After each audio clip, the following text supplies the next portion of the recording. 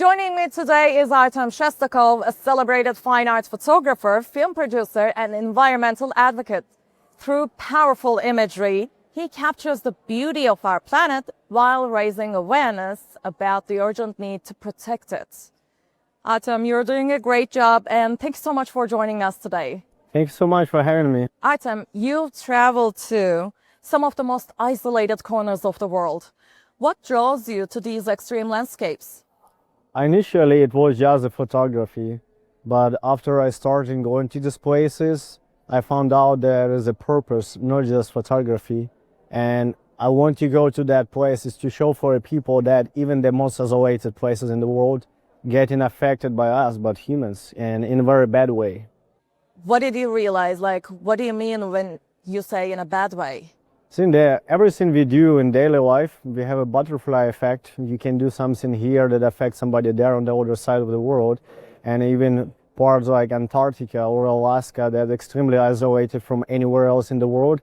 People doing something in Europe or Asia or Africa is still affecting that part of the world. But also many people don't realize if climate change is going to get affected even more those places, it's going to affect the rest of the world too in a very bad way. It's going to be floods, there's going to be animals dying, there's going to be deforestation, everything just because of the Antarctica. You also produced a film which is called The Perfect Shot Antarctica, which is visually stunning, by the way, but it also carries a powerful environmental message. What inspired you to make it, and what impact do you hope it has? Everything we do in the mainland here affected Antarctica. And that's when I realized that I have to do a film to educate people and show that it's very far, but it's still affected by what we do other side of the world. And it's still very hard to explain for people, doesn't matter the age. If the Antarctica melts at least at 20%, all the major cities on the coastline gonna be flooded under the water. I live in the States now, and many people that I meet around the States, they say Antarctica is so far, has nothing to do with us. But then when the floods come, they're like, where is it coming from?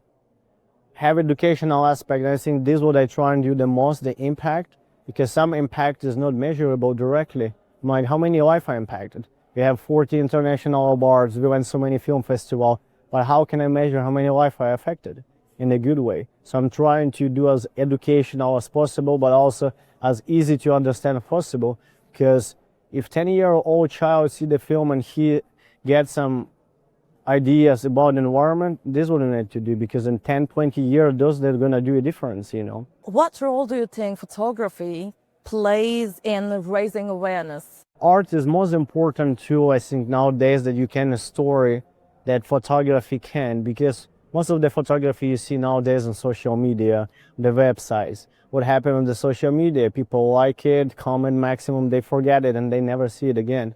If you use as art, as a tool to raise awareness about the problems that we have, not just environment, any problem that we have, education or innovation or wars or anything else, that is very impactful tool, because if you use the art now, it's a very important tool that people spend time watching it and trying to understand, but also it's very hard to make social problem beautiful into the art, because if you do something which is visually disturbing, people are not gonna see it.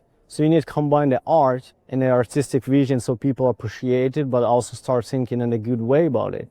Capturing beauty in such harsh conditions, as you just mentioned earlier, can't be easy, right? I mean, what kind of challenges do you face out in the wild?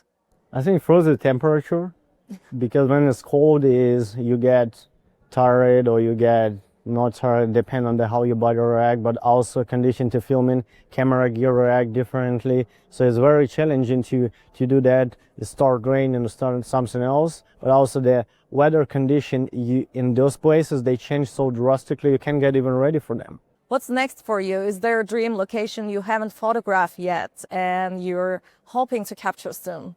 I actually, same location that I went by is Antarctica, but except now, because I was just on the peninsula on the corner, now I want to go to Antarctica for winter and spend 7 months there and explore the continent in the 6 months, because only few people in the world did that, and show for the people what is true beauty there.